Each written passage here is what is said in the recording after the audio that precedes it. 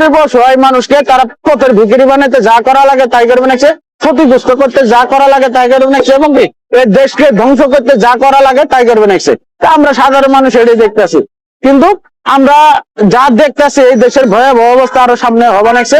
কিন্তু এখন ওই জন্য আমাদের মধ্যে সাধারণ মানুষ থেকে শুরু করি সর্বোচ্চের মানুষ এখন কিছু দেশদ্রোহী লোক ছাড়া এখন বলবে না যে আমরা আগেই ভালো ছিলাম, শেখ হাসিনা কালানে আমরা কোটি গুণে ভালো ছিলাম, আমরা আবার ওই শেখ হাসিনাকে দরকার, ওই স্বৈরাচারেরই দরকার। স্বৈরাচারের কালানে আমাদের মুখ ভরা হাসি ছিল, বুক ভরা সাহস ছিল, বুক ভরা সাহস নিয়ে আমরা রাস্তাঘাটে চলাফেরা করেছি, বুক ভরা সাহস নিয়ে আমরা ঢাকা শহরে বা এলাকা অল বাংলাদেশে আমরা ইনকামের পেয়েছিলাম, ইনকাম করেছি, ভালোভাবে ইনকাম করে আমাদের বউ পোলাপান নিয়ে আমরা সুখ শান্তিতে ছিলাম।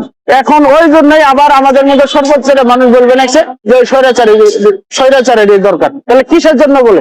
মানুষ ভালো আসলে বিদায় কিন্তু বলে।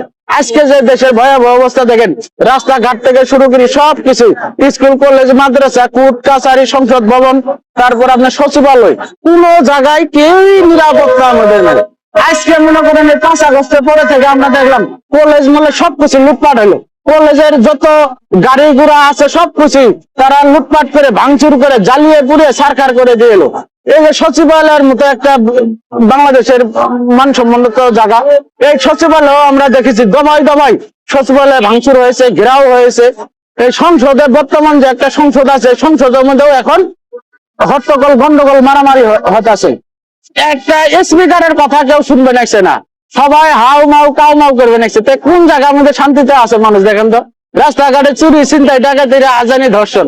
আর এই জন্য মানুষ এখন বলে, আমাদের মতো মানুষ বলে যে আগে ছিল সোনার বাংলাদেশ, নিজের ধর্ষণের বাংলাদেশ, লুটপাটের বাংলাদেশ, রাহাজানির বাংলাদেশ, ছিনতাইয়ের বাংলাদেশ, ডাকাতির বাংলাদেশ। মানুষ কিন্তু এটাই এখন বুঝে গেছে গা যে বর্তমান দেশের যে ভয়াবহ অবস্থা, এই অবস্থার মধ্যে কার দরকার এই বাংলাদেশে।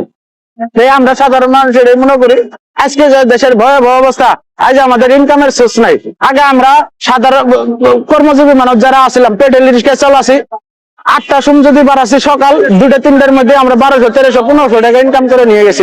আজকে আমরা 8টা বাজে যদি বাড়াই, রাতের 12টা পর্যন্ত আমরা জমা টমা দিয়ে 200-300 টাকাও আমরা ঘরে নিয়ে যেতে পারি না। তো মানুষ এখন ওই জন্যই বললে যে আমরা আগেই ভালো ছিলাম সব দিক দিয়ে।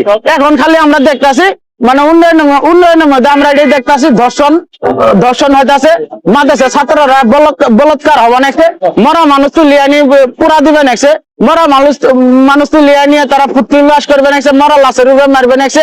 এই যে মসজিদ মাদ্রাসার একটা মসজিদ পর্যন্ত বর্তমান বাংলাদেশের মধ্যে নিরাপত্তার মধ্যে নাই। আপনারাও দেখেছেন, আমরাও দেখেছি, মসজিদের মধ্যে পর্যন্ত খুন খারাপি হওয়া নাকছে। তাহলে কোন জায়গাটা নিরাপদ আছে? দেখেন, এই বাংলাদেশে ইসলাম প্রচার কারা করেছে? আমাদের অলি আল্লাহরাই। আজকে দেখেন এই মাজার থেকে শুরু করে কোনো কিছু আজকে নিরাপদ নাই। মাজার মধ্যে সব লুটপাট হওয়া নাকছে। আপনার মাজারের মধ্যে কি মসজিদ নাই?